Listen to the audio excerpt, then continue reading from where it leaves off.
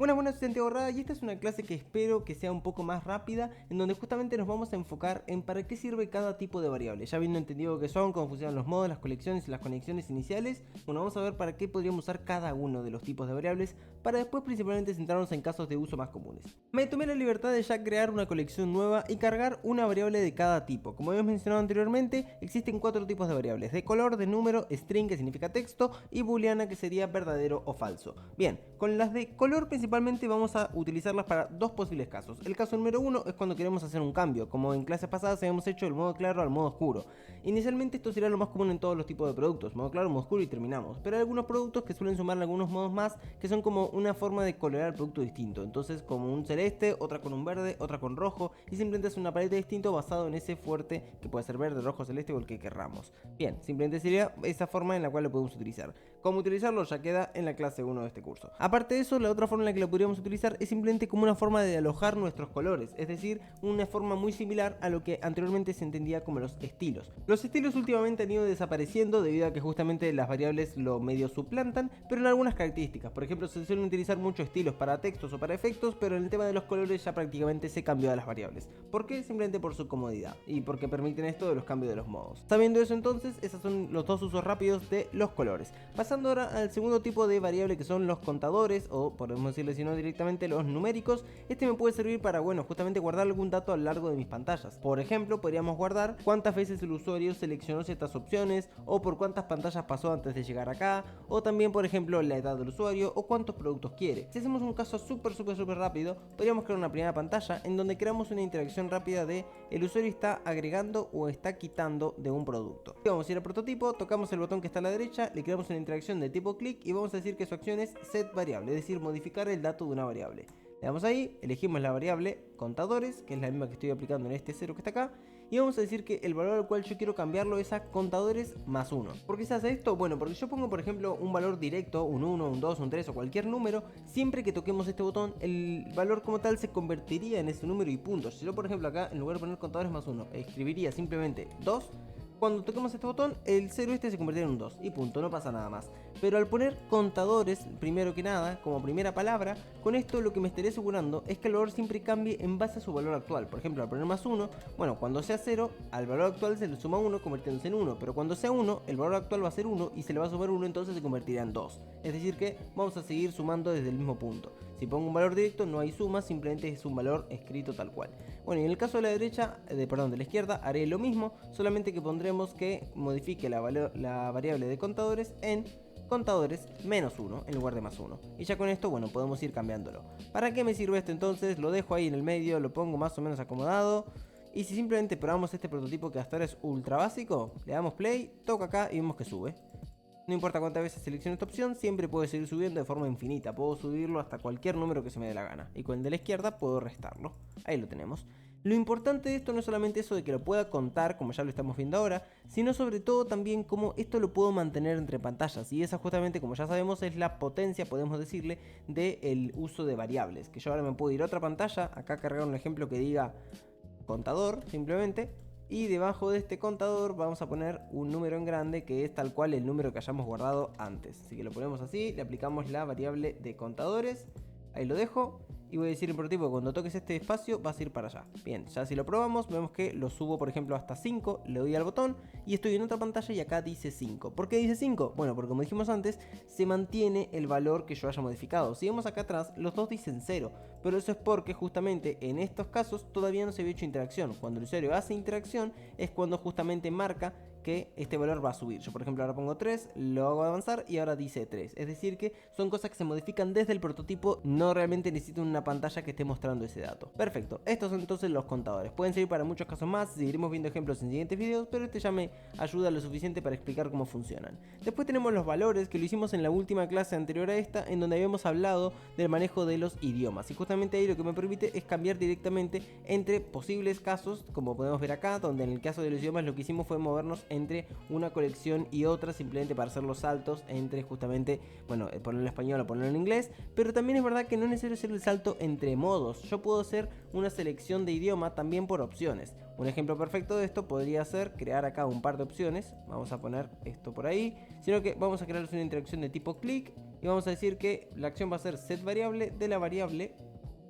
valores, es decir, la que es de texto. Y ahora, en lugar de modificar las tres a la vez, voy a ir una por una para decirle qué es lo que quiero que digan. Por ejemplo, la de arriba quiero modificar el valor a la palabra exacta Argentina. Importante ponerle comillas, recordemos eso. Pasa ahora lo mismo en cada caso. Acá vamos a poner Brasil. Y en este último vamos a poner Chile, simplemente seleccionándolo. Vinimos acá, ponemos Chile y solucionado. Bien, damos Enter, sacamos esto, le ponemos full opacidad porque lo bajé sin querer, ahí estaría.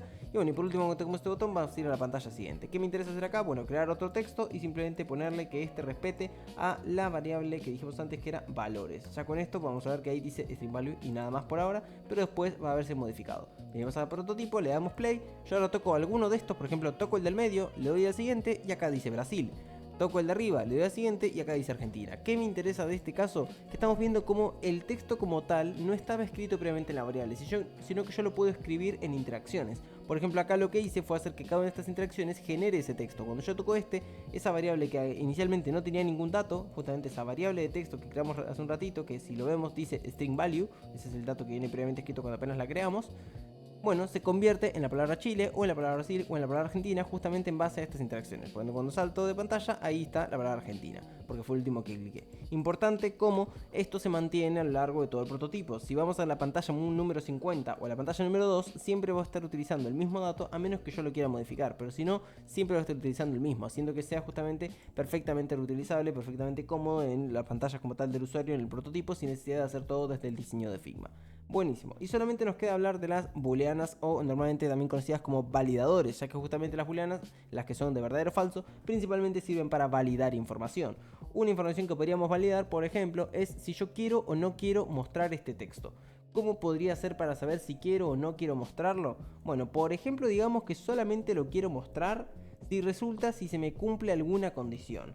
¿Qué condición quiero cumplir? Bueno, ¿qué podría hacer? Podría, por ejemplo, hacer que el texto que está acá abajo, digámosle, estos datos solamente se muestren si primero tildas un checkbox, si primero tildas alguna opción. Así que vamos a poner acá un checkbox muy rápido, lo preparo visualmente, hacemos algo así. Ahora, si tocamos el de arriba, va a ser el de abajo, si tocas el de abajo, va a ser el de arriba. Y cuando llegas al de abajo, vamos a sumarle una interacción de tipo after delay 1 milisegundo. Esto recordemos que es lo que le llamamos un instant. Sirve para poder hacer algo apenas llego a este lugar. Y cuando llego acá, lo que quiero hacer es modificar el valor de una variable.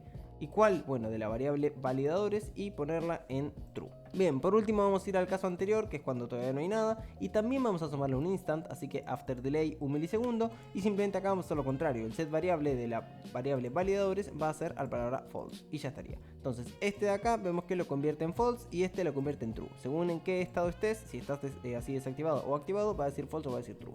Perfecto, ya con eso estaríamos. Si yo le doy play, toco este y sí, hay un cambio, pero si avanzo todavía no se está viendo. ¿Cómo que se vea? Bueno, a pesar de que ahí el dato sí está cambiando, sí se está haciendo false o true, yo no puedo ver esa información porque la variable que es booleana y la que se llamaba validadores no la estoy usando en ningún lado realmente, solamente la estoy cambiando de un dato a otro. ¿Cómo la puedo utilizar? Bueno, la puedo utilizar en características del propio Figma. Por ejemplo, puedo seleccionar este texto, ir al típico ojito que sirve para apagarlo o encenderlo, darle clic derecho y ahí vemos que me aparecen las justamente variables que yo tenga creadas que son booleanas. Actualmente tengo una sola que es la de validadores. La tildamos y vemos que el texto desaparece. ¿Por qué desaparece? Bueno, porque si vamos a la sección de variables, la de validadores inicialmente está puesta en falso. Si yo lo dejo tildado, es decir, que su valor inicial sea true, vemos que ahora el texto aparece.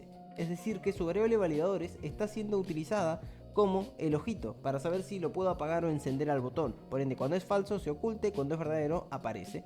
Hacemos lo mismo con el número de acá arriba, también le ponemos clic derecho y tildamos validadores. Y por ende ahora si yo simplemente le doy play al prototipo y le doy a siguiente, no están.